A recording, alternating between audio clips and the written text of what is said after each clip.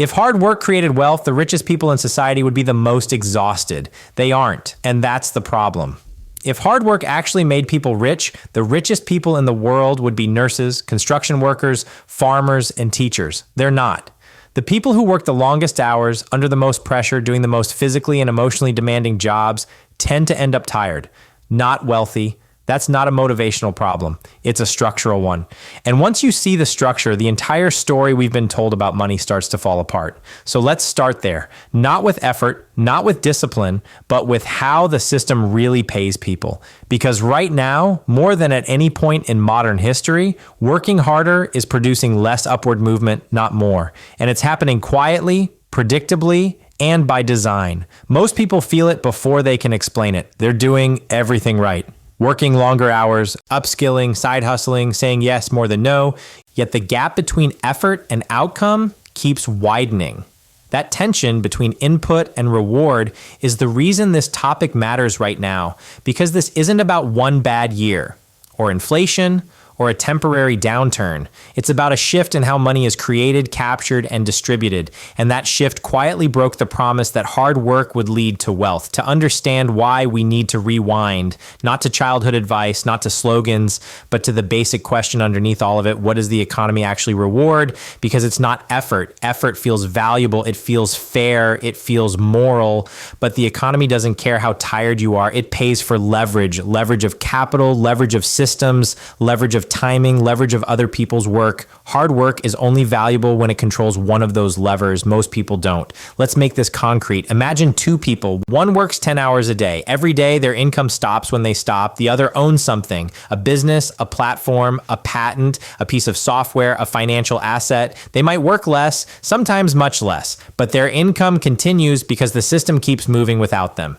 That difference, whether your effort scales without you, is the entire game. And most jobs, no matter how demanding, do not scale. You can work harder, but you cannot work wider. The system caps you, and that cap is invisible until you hit it. For most of the 20th century, that cap was high enough that people didn't notice. Productivity went up, wages went up, costs were manageable, debt was limited, asset prices were reasonable, so effort felt like it worked, but the engine changed slowly, then all at once. Starting in the late 1970s, something subtle happened. Productivity kept rising, wages stopped.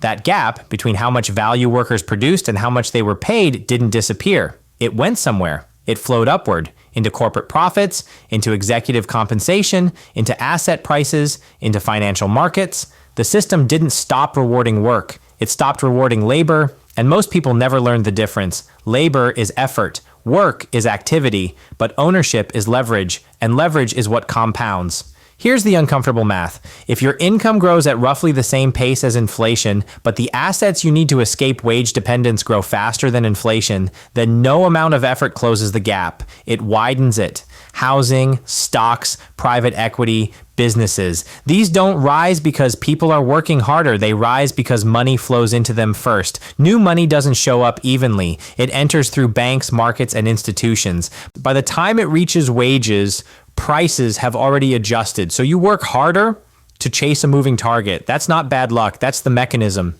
And it creates a strange illusion. From the outside, it looks like some people are just better with money, smarter, more disciplined, more driven. But often they simply sit closer to the money spigot. They earn where money expands, not where it depreciates. This is why two people with identical work ethic can end up in completely different financial realities. One is paid for time, the other is paid for positioning, and time does not compound. Let's talk about incentives, because systems don't respond to morality. They respond to incentives. Companies are incentivized to reduce labor costs. Investors are incentivized to seek returns, not fairness. Governments are incentivized to stabilize markets, not wages. No one wakes up trying to punish hard workers, but no one is structurally rewarded for protecting them either. So effort becomes abundant, cheap, replaceable, while ownership remains scarce, protected, amplified. That's why Work Hard and You'll Be Rich survives as a cultural story. It keeps people participating. It keeps the machine running. It sounds virtuous, but it no longer describes how wealth is actually created. There's irony here. We live in the most productive era in human history. More output per person, more technology, more efficiency. Yet Economic security feels more fragile, not because people are lazy, but because productivity no longer flows to labor. It flows to systems that don't require permission. Algorithms, financial instruments, platforms, networks, things you don't clock into. And this is where the discomfort really sets in, because once you realize this, you also realize something else. Hard work is necessary, but it's not sufficient. And telling people otherwise isn't optimism, it's misinformation.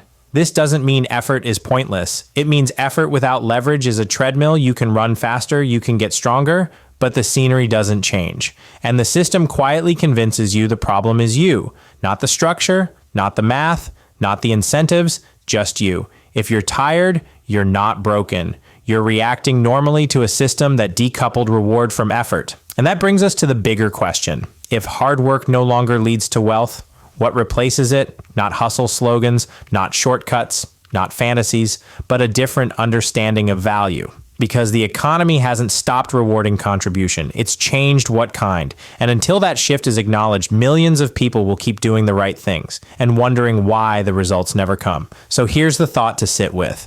If the rules changed quietly, how many of the beliefs we still live by are already outdated? And if effort alone isn't the path, what does that say about where most of us are actually headed?